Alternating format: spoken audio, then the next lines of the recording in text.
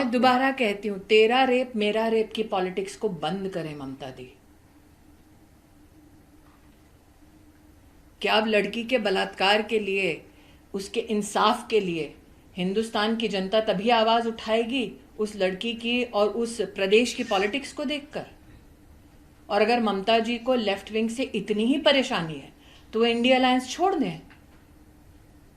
लेकिन प्रश्न उठता है कि मिचिल विरोध प्रदर्शन किसके खिलाफ किया? प्रदेश की होम मिनिस्टर ममता जी हैं। हेल्थ का चार्ज किसके पास है? मुख्यमंत्री कौन है? तो किसके खिलाफ वो प्रदर्शन कर रही थी? अपने खिलाफ। जनता की आंखों में धूल झोंकना बंद करें। जनता जो जवाब मांग रही है उन जवाबों को दें। किसके आदेश पर यह कहा गया कि लड़की ने सुसाइड किया था? नमस्कार, उम्मीद है आप लोग स्वस्थ और आनंद होंगे। वैसे एक बात माननी पड़ेगी कि कोई भी जगह खाली नहीं रहती, कोई ना कोई उसको भरने के लिए और लेने के लिए आ ही जाता है। चाहे वो छोटा पद हो, चाहे वो बड़ा पद हो, चाहे जैसा भी हो। आज मैं बात कर रहा हूँ अपने स्मृति ईरानी और कंगना रनौत की। स्मृति ईरानी जी अभी हाल ही तक बहुत छाई रहती थी, आजकल वो कहाँ है कुछ पता नहीं चल रहा है। ऐसा कोई दिन नहीं होता था जब वो राहुल गांधी को न गाली दें, या कभी कभी तो उनकी अम्मा को भी गाली देने में काफ़ी आगे निकल जाती थी, और आंखें फड़फड़ा करके और क्या नाम है नथुना फाड़ फाड़ करके क्रोध में हमारे जो हाथ पाँव झटकाए करके राहुल गांधी और सोनिया गांधी को गाली देती थी। तो देखने योग्य दृश्य होता था। अच्छा, राहुल गांधी और सोनिया गांधी में एक बहुत अच्छी बात ये भी है कि उन दोनों ने बहुत से लोगों को खाने पीने का अवसर दिया है। बहुत से लोग जो है राजनीति में अभी भी ऐसे ही है, पहले भी थे, जो उनका काम ही गांधी परिवार को गाली देना होता था, और उस गाली दे करके ही राजनीति उनकी चलती थी। ऐसे एक दो नहीं, कई है। अब जैसे बात चल रही तो मैं बता रहा हूँ, इंदिरा गांधी के ज़माने में हुआ करता था राजनारायण थे और चौधरी चरण सिंह थे।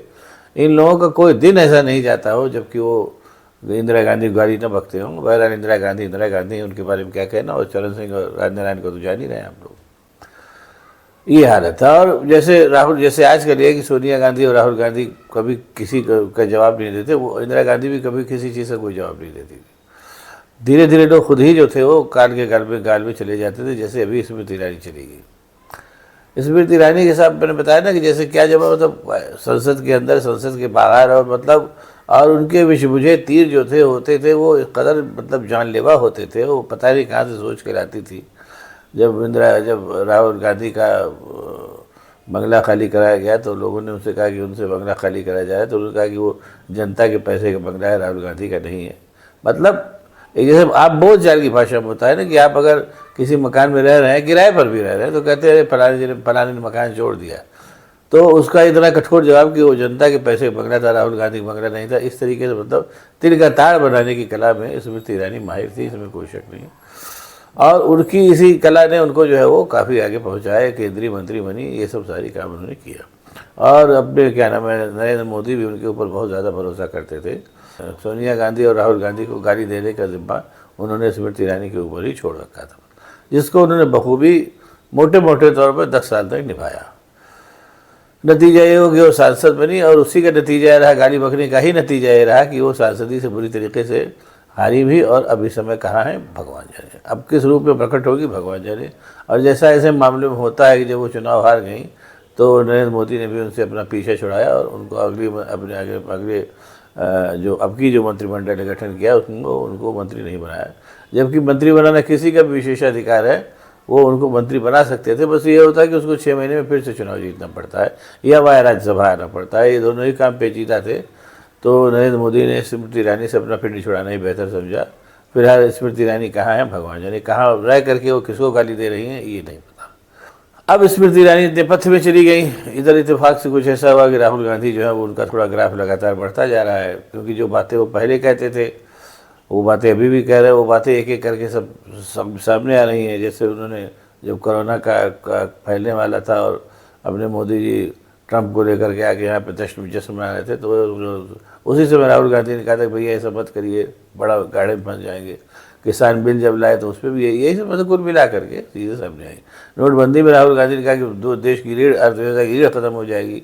नहीं माने मोदी जी। उस समय मोदी जी का भी जलवा था, क्या पूछना है।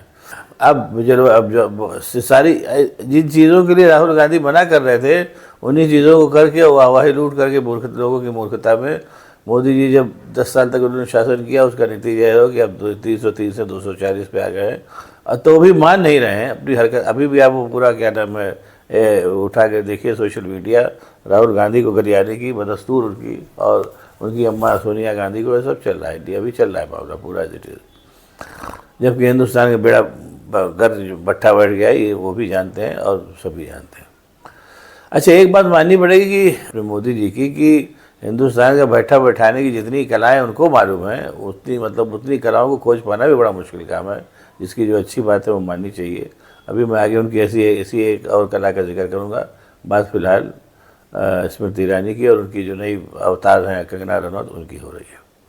कंगना रनौत की भी एक खासियत है। अब चूँकि जैसे कंगना रनौत को भी लग रहा होगा कि भाई हमको भी बहुत तेज़ी से ग्राफ बढ़ाना चाहिए और आगे जाना चाहिए, बुद्धिमान हैं ही वो, उन्होंने भी देखा होगा कि केवल राहुल गांधी को गाली दे करके जो है वो इतना ऊंचे जाया जा सकता है, तो वो काम वो डिपार्टमेंट अब उन्होंने संभाल लिया है। आज ही उन्होंने किसी एक कोई सज्जन है, एक कोई मतलब उसमें पॉडकास्ट में किसी ने उनसे पूछा कि राहुल गांधी के बारे में आपका क्या ख्याल है, कोई सवाल पूछा उन्होंने कहा कि वो एक ऐसे आदमी है कि वो जो अपनी क्या नाम है उसमें ज़िद में कुछ भी हिंदुस्तान का नुकसान कर सकते हैं। और उसके पहले भी वो तमाम बात उनको जो है कई बार गाली दे चुकी है। अच्छी बात है, राहुल गांधी तो और सोनिया गांधी और उसके पहले उनके परिवार के लोग जो थे वो उनको गाली दे के बहुतों को रोटी पानी चला। अब कंगना रनौत भी उसी रास्ते पर हैं। देखिए उनका क्या हश्र होता है। यहाँ एक बात आपको और बता दूँ, बात अक्सर क्या होता है कि कांग्रेस वर्सेस मोदी हो जाती है, लेकिन यहाँ एक बात मैं आपको बता दूँ, जो भी व्यक्ति केवल गाली बक करके किसी को भी आगे जाता है तो हो सकता है कि बहुत आगे चला जाए, ऐसा राजनीति में अक्सर होता है, लेकिन उसका कितना भीषण पतन होता है ये भी देखने वाली बात होगी। आप लोगों को याद होगा, आप में बहुतों को याद होगा, एक हुआ करते थे समाजवादी पार्टी के नेता हुआ करते थे आज़म खान, अभी भी हैं, बड़े नेता उनको माना जाता है, एक यूनिवर्सिटी भी बना रखी है उन्होंने। और वो आज़म खान के उस समय जो है वो समझ लीजिए कि जिस समय उनके खिलाफ इंक्वायरी होनी शुरू हुई उनकी यूनिवर्सिटी बनाने के लिए, तो क्या क्या चार्जेस उनके ऊपर नहीं लगे, और वो अभी कई साल जेल काटने के बाद फिर जेल भेज दिए गए सब मैं पूरे ख़ानदान के। हो सकता है सत्ता विरोधी होने के नाते कुछ ज़्यादा ही चार्जेस उनके ऊपर लगाए गए हो, लेकिन जितने चार्जेस लगाए गए और जितने इतने मामलों में जो उनको सज़ा हो गई, तो इतना तो कन्फर्म है कि इन चार्जेस में कहीं ना कहीं तो दम है। अगर टोटल जिसको कहना चाहिए कि सब मामला एकदम मतलब बनाया गया हुआ होता तो 6 महीने की जेल से ज़्यादा नहीं हो सकती थी।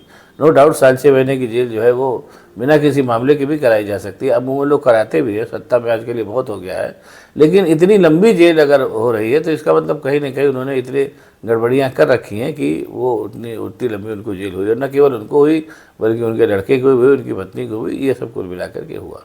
तो सत्ता में रह करके गाली देना तो बहुत आसान काम है। आप सत्ता में, कौन आपके खिलाफ बोलने वाला है, लेकिन उस गाली के सत्ता के मद में जब आप गड़बड़ा जाते हैं तो सत्ता हमेशा तो रहती नहीं, सत्ता तो जाती ही जाती है, और उसके बाद जो होता है वो फिर आदमी देखता है। जो फिर जैसा मैंने कहा कि अब इसी बात चल रही है, इसलिए एक बात और सुन लीजिए कि सत्ता मद में आदमी को लगता है कि अब हम ही हमेशा सत्ता में रहेंगे। उस समय वैसे ऐसे काम करता है जो अमूमन उसको करने से बचना चाहिए, अगर वो चाहता है कि सत्ता की बात का समय भी उसका ठीक ठाक बीते। और ये गलती जो है आपके राष्ट्रीय स्वयंसेवक संघ और भारतीय जनता पार्टी वाले भी कर रहे हैं। सत्ता मद में वो ऐसे ऐसे काम कर रहे हैं जो अदरवाइज उनके लिए बाद में कालांतर में दिक्कतें पैदा करेंगे, जिसमें से एक है लेटरल एंट्री। लेटरल एंट्री मोटे तौर पर समझ लीजिए कि बहुत मतलब उसके लिए कहा यह जा रहा है कि हम बाहर से 11 विशेषज्ञों को 3-3 साल के लिए ला रहे हैं जो हिंदुस्तान की इकोनॉमी में बेहतरी पैदा करेंगे। और ये लोग जो है वो भारत सरकार के सचिव से लेकर के डायरेक्टर पद तक काम करते हैं। 3 से 5 साल के लिए इनकी एंट्री होती है, जो भी काम करके फिर ये धीरे से निकल लेते हैं। अब कुल मिला करके ये क्या काम कर रहे हैं, कैसा काम कर रहे हैं, इसके लिए एक ही एग्जाम्पल देना पर्याप्त है। माधवीपुरी बुद्ध जो हैं वो भी इसी तरीके की लेटर एंट्री से आई हैं, जिन्होंने पूरा का पूरा जो है वो जो पूरा स्कैंडल हो रहा है इस समय, आपके क्या नाम है इनका अंबानी और अडानी बंधुओं का, ये पूरा का पूरा स्कैंडल छुपाने के काम में ये लगी हुई हैं। और काफ़ी कुछ उन्होंने कर भी डाला, ख़ास तौर से अडानी के ऊपर तो इनकी विशेष कृपा दृष्टि है। ये सब ये कर रही हैं, करके चली जाएंगी। अब उसके बाद जो है वो जब कभी दूसरी सरकार आएगी, जब जांच शुरू होगी तो देखा जाएगा। तो ये भी एक काम हो रहा है। मतलब हर चीज़ का इलाज है अपने मोदी जी के पास। अगर अक्सर क्या था कि जो पूरी जो वैसी जो नौकरशाही होती है जो नीचे से लेकर के अपने भर्ती होकर के रिटायरमेंट तक काम करती है, वो कहीं ना कहीं उसको मालूम होता है कि रिटायरमेंट और रिटायरमेंट के बाद भी वो जवाबदेह है, उसकी पेंशन रोकी जा सकती है, उसको तमाम दंड दिया जा सकता है, इसलिए वो एक लिमिट के बाद आगे हाथ खड़ा कर देगी। और ऐसे लेटर एंट्री में जो लोग लिए जा रहे हैं जिनकी कुल अवधि 3 से 5 साल है, वो 3 साल से 5 साल में जो भी हिंदुस्तान का भट्ठा बैठा है ना, वो बैठा करके रिज़ाइन दे करके चले जाएंगे। वो अलग बात है कि जब जांच होगी तो उनका क्या होगा क्या नहीं होगा, वो एक अलग बात है। लेकिन एक बात ये भी साथ ही साथ साइमल्टेनियसली सही है कि भारत की जो न्याय प्रणाली में जो जिस तरीके से धीरे धीरे मुकदमा चलते हैं, ऐसे मुकदमों में जो लोग इस समय धतकर्म कर रहे हैं, जो 50 से लगभग ऊपर है और 50, 55, 60 के बीच में है, वो जब तक वो समय आएगा उसमें से अधिकांश मर जाएंगे बिना दंडित। तो ये भी फैक्ट है और शायद इसीलिए वो लोग इतना बेधड़क काम कर भी रहे हैं। लेकिन कुल मिलाकर के इस तरीके के काम जो है वो गलत है और कालांतर में वो सिवाय बदनामी के और क्या नाम है दंड के और दूसरी चीज़ नहीं मिलती ऐसे काम करने वालों को।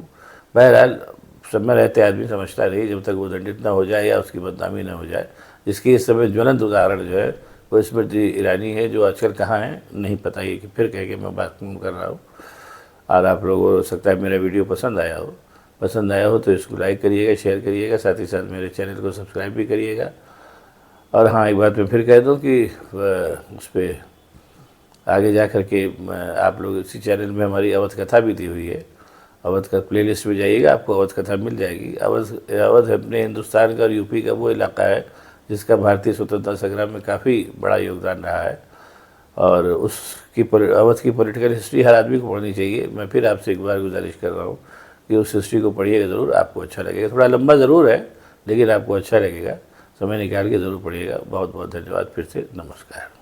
अंकिता भंडारी के बारे में क्या कहना चाहेंगे? अंकिता भंडारी के बारे में क्या कहना चाहेंगे मैडम? अंकिता भंडारी के बारे में क्या कहेंगे?